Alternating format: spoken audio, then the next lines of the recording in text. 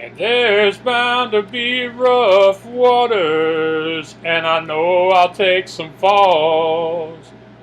But with the good Lord as my captain, I can make it through them all.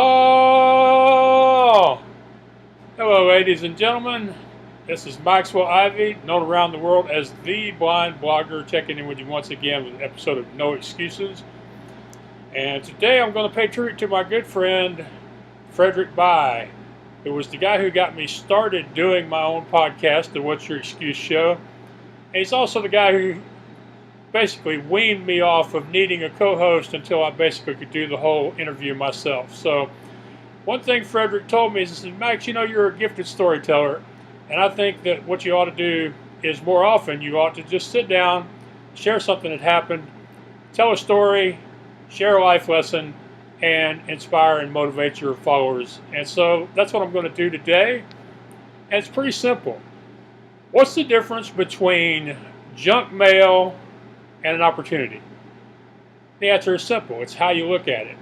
And I'm going to give you two really good examples today, and hopefully after hearing this short story, you will decide to have a more optimistic approach to checking your inbox. First one is, recently I gave a talk to the Foundation Fighting Blindness called Life is Like a River, Overcoming Adversity and Moving Forward. And about 5 or 6 years ago, I subscribed to their email list because I wanted to get the updates on new treatments, therapies, clinical trials for people with retinitis pigmentosa, or RP, which is what I have. And I don't know about you, but I subscribe to a lot of email lists, and basically most of the time I read the subject line and then I delete them. But this particular morning, I had been talking about and thinking about doing more public speaking, and their email was about the upcoming events for the spring in the Houston area for the Houston chapter. And I noticed they were having a speaker's day in January or February, I forget which.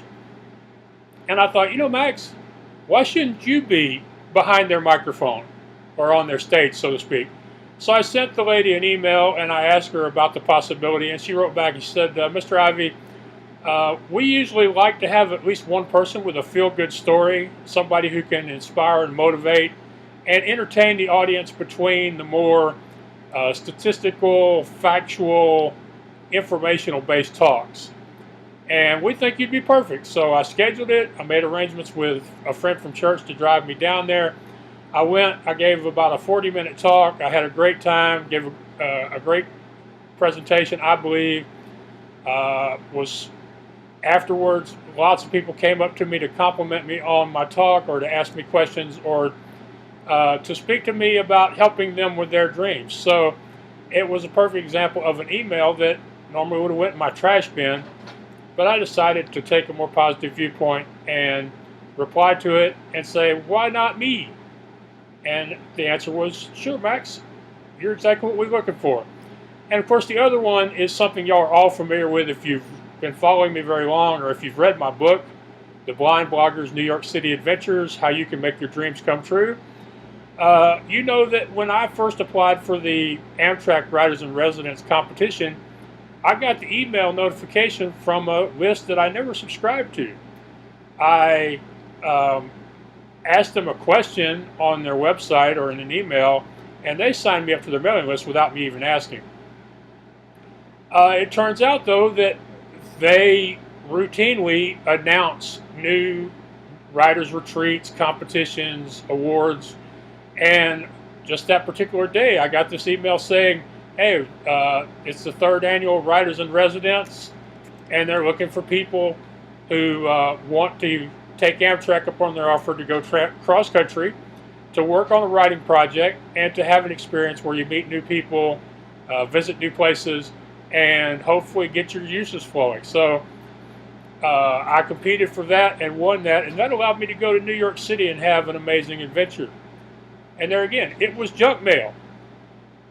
It wasn't junk mail to me, but you know, it was in that category of emails that you go, let me get through this junk, let me get through this crap so I can get to the stuff that is really important, or that I know is from somebody that's going to hire me, or that needs my help, or that I've talked to before. So just think about when you go through your day, do you have conversations where you're like, this person's a cashier. There's no reason for me to pay attention to what they're saying. Or I'm standing in line waiting for a bus or a taxi or my Uber. There's no reason for me to talk to the people I'm standing next to. Or I got this email. I don't remember how long I've been on their mailing list.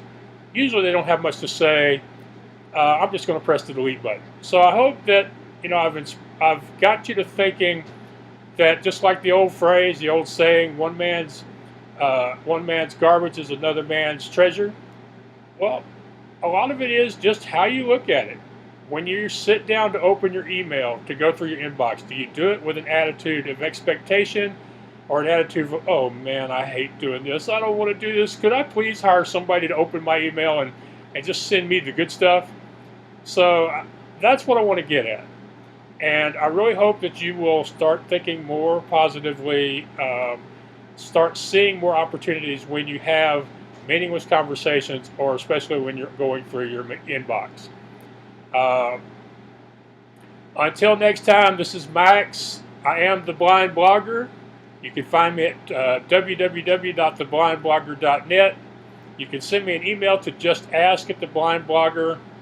I'm going to include a link to the Foundation Fighting Blindness talk as part of this video's description when I put it on YouTube.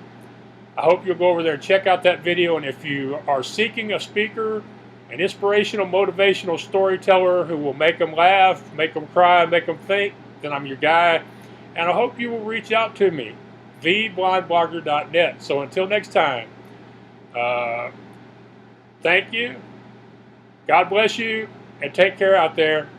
And let's all stop making excuses and start taking action. Yeah.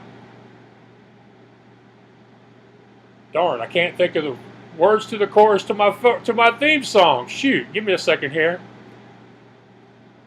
I will sail my vessel until the river runs dry.